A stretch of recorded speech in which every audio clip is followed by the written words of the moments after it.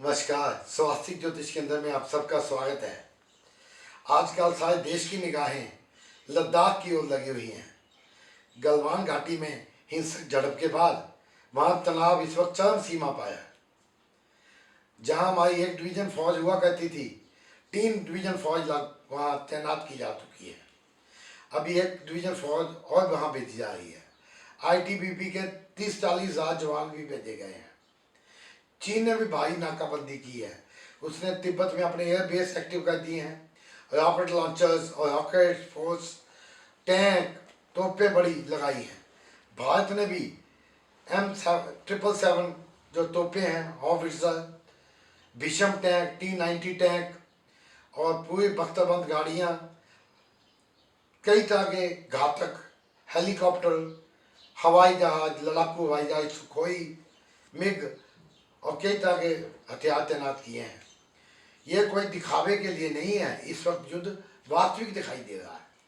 अभी हाल में जो प्रधानमंत्री मोदी जी ने दौरा किया है, वो दुनिया को, चीन को स्पष्ट संकेत है कि भारत झुकने को तैयार नहीं है। अगर लड़ाई होनी है तो हो जाए। अब इसमें सवाल उठता है, आखिर चीन ऐसा क्यों कर रहा है? क्या चीन के कुछ ऐसे गया ही है जो उसको उकसा रहे हैं? और अगर युद्ध होता है तो चीन की कुंडली क्या बोलती है? ये बड़ा रोचक विषय है। हमने बड़ा इस पर अनुसंधान किया, बड़ा रिसर्च किया, स्टडी किया और फिर हम आज आपके सामने लेके आए हैं। देखिए, चीन की लगन कुंडली जो है उसका मकर लगन है और लगन में चंद्रमा है, मकर ही राशि है। उसके तीसरे घर में राहु पराक्रम भाव में और 9वें घर में केतु है। 7वें घर में नीच का मंगल है। उसका 11वें और चौथे घर का स्वामी मंगल नीच का है। मंगल युद्ध के लिए सेनापति भी माना जाता है। इससे यह भी स्पष्ट होता है क्यों चीन इतना डरपोक हो रहा है। आपको शायद मालूम हो कि 1979 में वियतनाम के साथ एक उसका युद्ध हुआ था, जिसमें चीन को मुंह की खानी पड़ी थी। 1967 में नाथुला पर सितंबर अक्टूबर में भी झड़पें हुई थी। 62 की लड़ाई के 5 साल के अंदर अंदर ये झड़पें हुई। उसमें चीन को बड़ी बुरी मुंह से खानी पड़ी। हमारे तो 80-90 सैनिक मारे गए थे, चीन के 450 के करीब सैनिक मारे गए थे। तो चीन ने हर जगह मुंह की खाई है। अभी गलवान घाटी में भी उसके सैनिक दुगने मारे गए हैं। सूडान में यूएनओ की फोर्स में भी जब विद्रोहियों ने हमला किया, चीनी चौकी छोड़ के भाग गए, तब भारतीय सेना को बुलाया गया। तो ये मंगल नीच का होना डरपोक बनाता है। शनि अष्टम भाव में, इसको पुराने जोशी मृत्यु भाव बोलते हैं। हम तो आयु, पैतृक संपत्ति, अचानक लाभ बोलते हैं। उसका लग्न का और धन भाव का स्वामी शनि अष्टम भाव में है। अष्टम भाव कुंडली का सबसे खराब रहा है।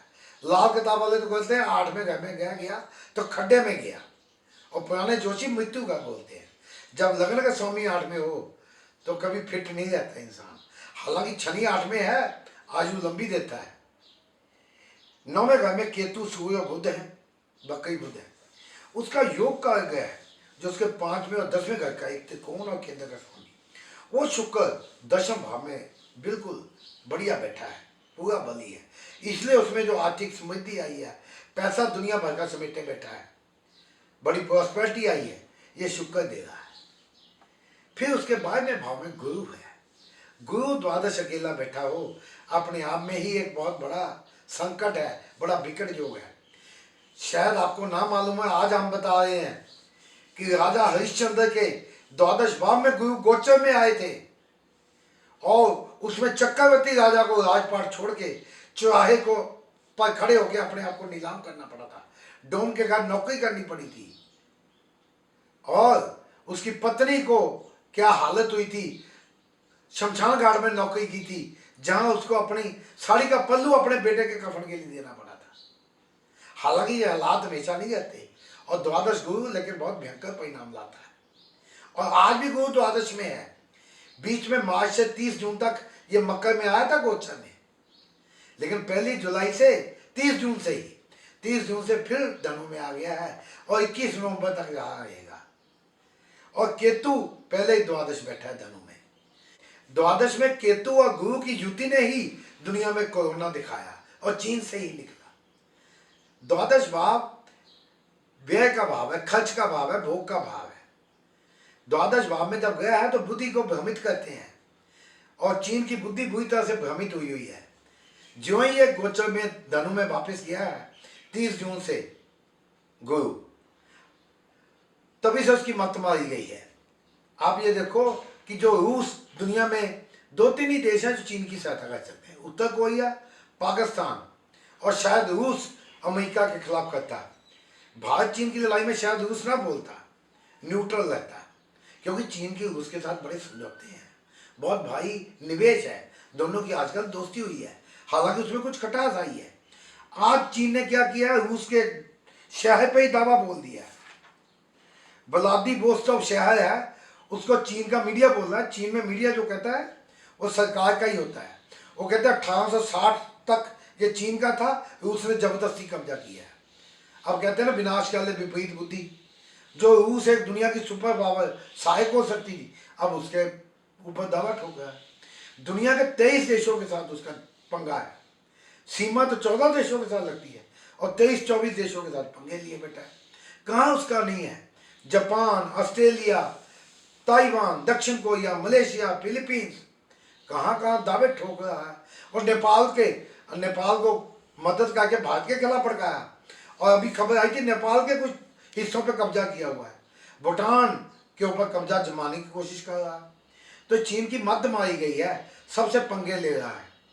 तो ये द्वादश गुरु करवा रहा है। अब उसकी बुध की महादशा चल रही है। बुध उसका 6ठे और 9वें घर का स्वामी है। उसकी कुंडली में उच्च का बुध बैठा है, 6ठे और 9वें घर का स्वामी। 6ठा का होता है ऋण, रोग, शत्रु, मुकदमेबाजी, झगड़े, लड़ाई। इसमें फसाद में भी बुध का रोल है, लेकिन उसका भाग्य भाव का स्वामी है, एकदम डूबने भी नहीं देगा।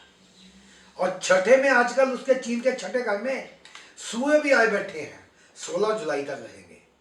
बुध जो 6ठे घर का स्वामी 6ठे में बैठा है, वो भी 2 अगस्त तक रहेगा। और ये लगन कुंडली में बुध जो उच्च का है, नीच दृष्टि से तीसरे घर को देख रहा है। वैसे वहां राहु बैठा है, राहु पराक्रम का भाव है, लड़ाई में जल्दी से पीठ नहीं लगने देता, पर एक ग्रह से नहीं देखा जाएगा। बुध की नीच दृष्टि वहां पड़ रही है। और नीच का मंगल जो सेनापति है, युद्ध का कारक है, अग्नि, लड़ाई, गोले, ये तोपे, मिसाइल, ये भी कुछ हद तक मंगल के प्रभाव में आती है। और नीच का लिए बैठा है। लड़ाई के लिए जो हिम्मत, शौर्य चाहिए, जो बहादुरी चाहिए, वहां चीन कमजोर पड़ रहा है। तो ये चीन की कुंडली है। अब ये कब तक चलेगा, लड़ाई के हालात क्या होंगे? पहली बात तो हमने आगे वीडियोस में, अपने कई फेसबुक पर लेखों में बताई है, चीन के लिए बुरा वक्त है। कोरोना वायरस आ गया, चीन को भी हिला दिया, सारी दुनिया को हिला दिया। चीन में हमें लगता है कि सत्ता पलट भी हो सकता है। गलवान घाटी में जहां उसके 40-45 बताते हैं या ज्यादा सैनिक मारे गए, वहां भी सुना है सेना में बहुत रोष है। उसने स्पेशल कमांडो दस्ते अपनी सुरक्षा में लगाए हैं शी जिनपिंग ने। और अगर कहीं सीमित जगह पर, लद्दाख में 2-3 जगह पे हो गई, जैसा कि होती लगती है, हमें दिखाई दे रहा है, चीन को मुंह की खानी पड़ेगी। वैसे भी सैन्य बल के हिसाब से लद्दाख में हमारी मजबूत स्थिति है। चीन के पास नंबर्स हैं, वहां जबरदस्ती सेना में भर्ती किए हुए लोग हैं। 80% लोग ऐसे हैं जबरदस्ती उठा के भर्ती किए हुए हैं। 2 साल के लिए सेना में आना पड़ता है, नहीं तो जिंदगी भर के लिए सरकारी नौकरी से हाथ धोना पड़ता है, कई लाख का जुर्माना देना पड़ता है, सामाजिक तौर पर बदनाम किया जाता है। वहां तो जबरदस्ती बेचारे लोग उठाए हुए हैं। हमारे देश में सेना में जो जाता है खुशी से जाता है। आज हमारे देश में अगर 20 लाख 50 लाख सैनिकों की भर्ती करनी होगी तो लग जाएंगे। यहाँ तो 1500 भर्ती करना होता है, तो 20-50 लाख लोग वहाँ भर्ती की लाइनों में पहुँच जाते हैं। हमारे यहाँ खुशी से जाते हैं। हमारी जो ट्रेनिंग है, हमारे सैनिक देश के लिए लड़ते हैं। चीन के सैनिक, वहाँ की कम्युनिस्ट पार्टी PLA की सेना है, वो चीन की सेना नहीं है। तो कुल मिला के चीन के ग्रह कमजोर है, लेकिन चीन मिटने वाला नहीं इतनी जल्दी, अगर आप समझें। क्योंकि बुध 2019 से उसकी बुध की महादशा चल रही है, तो बुध भाग्येश्वरी है, षष्टेश भी झगड़ों में डालेगा, लेकिन चीन बचा रहेगा। लेकिन उसको चोट पड़ने वाली है।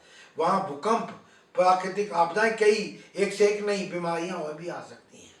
सैनिक विद्रोह, आपस में सत्ता पलट के संघर्ष हो सकता है। भारत की कुंडली वृषभ लगन की है। इस वक्त वहाँ मकर में भाग्य भाव में हमारा योग का ग्रह शनि बैठे हैं, ये हमारे लिए अच्छा है। लेकिन गुरु जो है हमारे भी अष्टम भाव में है, धनु में। अष्टम भाव बढ़िया नहीं गिना जाता है। चीन के द्वादश है, हमारे भी अष्टम है। ये मिला जुला हमारे लिए भी। कुछ चीज़ों में माथा ऊंचा होगा और कुछ चीज़ों में दोनों को नुकसान उठाना पड़ेगा, पर चीन की हालत दयनीय होगी, ऐसा हमें दिखाई देता है।